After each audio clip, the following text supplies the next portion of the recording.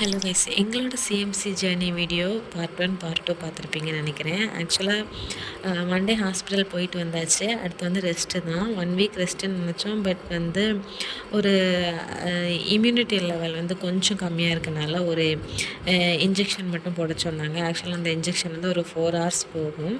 So அதனாலேயே காலையில் கிளம்பி ஆட்டோலாம் பிடிச்சி ஹாஸ்பிட்டல் போயாச்சு. ஆக்சுவலாக ஃபஸ்ட்டு 100 டேஸ் தான் ரொம்ப கிரிட்டிக்கலான ஃபேஸ்ன்னு சொல்லுவாங்க போன் மேரோ டிரான்ஸ்பிளான்டேஷனில்.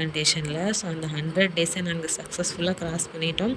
அதுக்கப்புறம் ஒன்றும் பிரச்சனை இல்லையான்னு கேட்டால் அப்படி சொல்ல முடியாது. அதுக்கப்புறமும் நம்ம ஒரு 1 இயருக்கு ரொம்ப ப்ரிகாஷனாக தான் இருக்கணும். அதெல்லாம் தாண்டது வந்து ரொம்ப சாதாரண விஷயம் இல்லைங்க. ரொம்ப கஷ்டப்பட்டு தாண்டி வந்துகிட்டே இருக்கோம். ரெக்கவர் ஆகி வந்துகிட்டே இருக்கோம். உங்களுடைய ப்ரேயர்ஸும் உங்களுடைய ஒவ்வொரு விசேஷம் தான் வந்து எங்களை வந்து இந்த ஜேர்னியை வந்து ஹெல்த்தியாக ஹாப்பியாக வந்து க்ராஸ் பண்ண வைக்க போகுது. ஸோ கண்டிப்பாக வீடியோ புதுசாக பார்க்குறவங்க எங்களோட வீடியோவை வந்து சப்போர்ட் பண்ணுங்கள், சப்ஸ்கிரைப் பண்ணுங்கள். ஸோ கஷ்டப்பட்டு ஃபார்மசியில் போயிட்டு மெடிசன்லாம் வாங்கணும்.